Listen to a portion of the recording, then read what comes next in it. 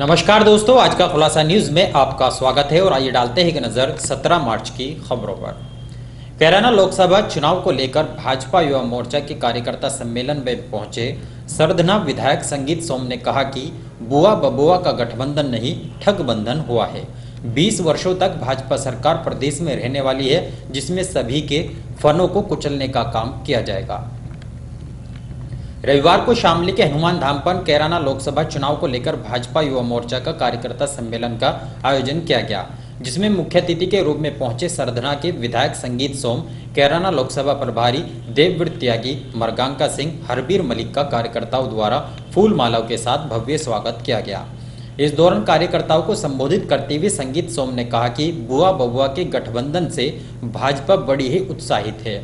बुआ और बबुआ गठबंधन नहीं, ठगबंधन है, जो दो डरे हुए लोगों का गठबंधन है, जिसमें तुम मुझे बचाओ, मैं तुम्हें बचाऊंगा। उन्होंने कहा कि यादव बहन जी की लाठियों को भूल गया है, एससी इस बात को भूल गया है कि क्या अखिलेश यादव ने कितनी लाठियां बरसाई। ये कार्यकर्ताओं का गठबंधन नहीं हुआ, बल्कि नेताओं का ठगबंधन हुआ है। कार्यकर्ता भाजपा के साथ है। उन्होंने कहा कि भाजपा आज भी राष्ट्रवाद और विकास के मुद्दे पर चुनाव लड़ रही है और आगे भी इसी मुद्दों पर चुनाव लड़ा जाएगा। उन्होंने युवाओं को रोजगार देने की बात कहते हुए राम मंदिर मुद्दे पर भी अयोध्या में ही राम मंदिर निर्माण कराए जाने की बात कही है। उन्होंने कहा कि जो लोग एयर स्ट्राइक का सबूत मांग रहे हैं, उनको एयरफोर्स फ्लाइट से पीछे बांधकर पाकिस्तान ले जाने वाली है। इसके बाद उन्होंने इशारों में विपक्ष का फन कुचलने की बात कही। उन्होंने कहा कि भ्रष्ट नेताओं की सीबीआई जांच कर रही है और सीबीआई की कार्रवाई से बचने के लिए बुआ और बबुआ का एक होना ही संभावित था। हम ऐसे लोगों का फन कुचलने का काम कर रहे हैं और 2-4 सालों में सभी के फन कुचल दिए जाएंगे। उन्होंने भाषण में कैराना का पलायन मुद्दा भी उठाया, जिसमें उन्होंने कहा कि कैराना कस्बे से व्यापारियों का पलायन कराया जा रहा था, लेकिन उत्तर प्रदेश में योगी सरकार आने के बाद कैराना से बदमाशों के पलायन होना शुरू हो गया। बदमाश या तो जेल की सलाखों के पीछे है या यमराज के पास पहुंच चुका है। उन्होंने कहा कि उत्तर प्रदेश में भाजपा सरकार तब तक आती रहेगी जब तक उत्तर प्रदेश की धरती से पापियों का नाश नहीं हो जाता और इस बार राम मंदिर बनाने से कोई रोक नहीं सकता है। ये आपको किसने बता रहा है कि घबरा रही है? अरे उत्साहित है बीजेपी तो कि दोनों का गठबंधन हो गया है। ये इसके लिए बीजेपी बहुत उत्साहित है, क्योंकि बुआ बबुआ का गठबंधन ठगबंधन है। वो दो डरे हुए लोगों का गठबंधन है कि तुम मुझे बचाओ, मैं तुम्हें बचाऊंगा। क्या यादव उस बात को भूल गए हैं कि बहन जी ने कितनी लाठी बजवाई है? क्या एससी उस बात को भूल गया है कि अखिलेश यादव ने कितनी लाठी बजवाई है? कार्यकर्ता का गठबंधन नहीं हुआ है, नेताओं का ठगबंधन हुआ है। कार्यकर्ता भारतीय जनता पार्टी के साथ है, वो चाहे दलित समाज के हो चाहे यादव समाज के। सर, बीजेपी पहले विकास के मुद्दे पर चुनाव लड़ी थी, अब आज भी बीजेपी राष्ट्रवाद और विकास के मुद्दे पर चुनाव लड़ेगी। हम राष्ट्रवाद और विकास के मुद्दे पर ही चुनाव हमेशा से लड़ते हैं, हमारा कोई दूसरा एजेंडा नहीं। सर, युवा बेरोजगार हैं, राम मंदिर नहीं बना है, 370 नहीं लगी है। आप निश्चित समझ लीजिए, आप ये विपक्षियों की बात सुनकर कह रहे होंगे युवाओं को रोजगार बहुत मिला है, सेल्फ रोजगार मिला है, इतना लोन दिया गया है, रोजगार शुरू किया गया है, एमएसएमई विभाग ने इतने रोजगार दिए हैं कि आप गिनती नहीं कर सकते। और मैं दावे के साथ कहता हूं, आपने राम मंदिर की बात अभी करी, राम मंदिर बनेगा, अयोध्या में बनेगा, बहुत जल्दी बनेगा और भारतीय जनता पार्टी ही बनाएगी। सर्जिकल स्ट्राइक का सबूत मांग रहे हैं जो लोग, तो मैं तो बताया तो हूं कि जो सबूत मांगने वाले हैं, आपके एयरफोर्स उन्हें फ्लाइट से बांध के ले जाने वाली है। सर, यूपी में कह रहे कि आप 20 साल सरकार रहने वाली है और सबके फंड कुचलते जाएंगे, तो नाग कौन है? आप भी अच्छे तरीके से जानते हैं उन नागों को, मैं भी जानता हूं, और हम लोग तो उनके फंड कुचलने पर लग रहे हैं। 2-4 साल में सबके कुचल देंगे, चिंता मत करो। शामली की श्री सत्यनारायण इंटर कॉलेज में 85 यूपी बटालियन के तत्वाधान में बी सर्टिफिकेट परीक्षा का आयोजन किया गया, जिसमें 957 कैडेटों ने भाग लिया। रविवार को शामली के श्री सत्यनारायण इंटर कॉलेज में 85 यूपी बटालियन के तत्वाधान में बी सर्टिफिकेट परीक्षा का आयोजन किया गया। परीक्षा 35 बटालियन के कमान अधिकारी कर्नल आशीष पांट्रोता तथा 38 बटालियन हापुड़ के प्रशासनिक अधिकारी लेफ्टिनेंट कर्नल नारायण दास के नेतृत्व में संपन्न हुई। परीक्षा में करीब 370 कैडेटों ने पंजीयन कराया था, जिसमें 357 कैडेटों ने भाग लिया और 13 कैडेट अनुपस्थित रहे। सर्वप्रथम कैडेटों को लिखित परीक्षा की गई, जिसके पश्चात drill, weapon test, field craft, battle craft, communication test तथा मैप रीडिंग आदि का भी परीक्षा ली गई।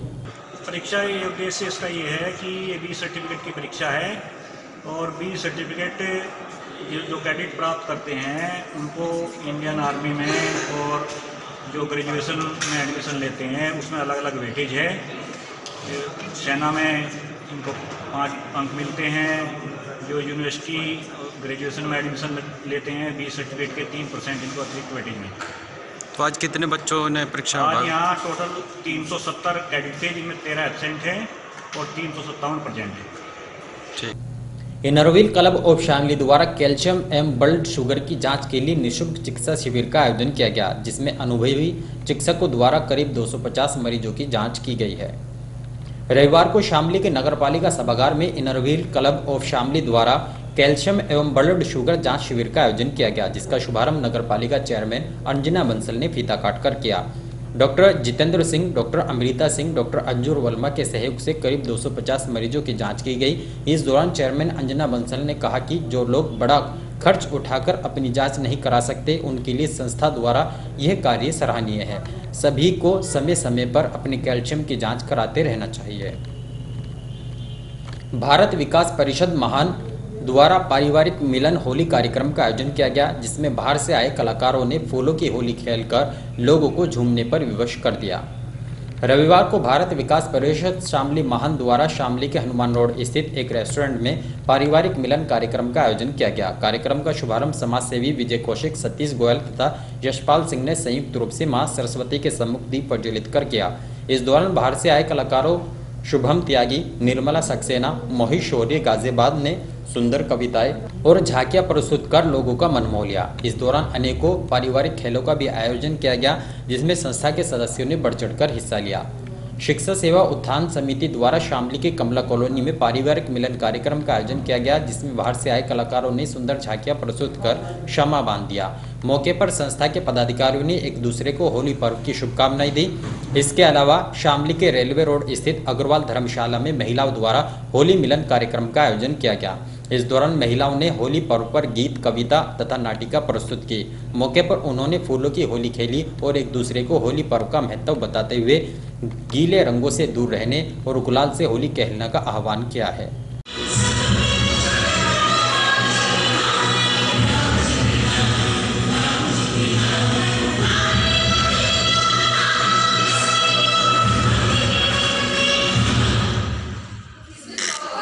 डांस कीजिए।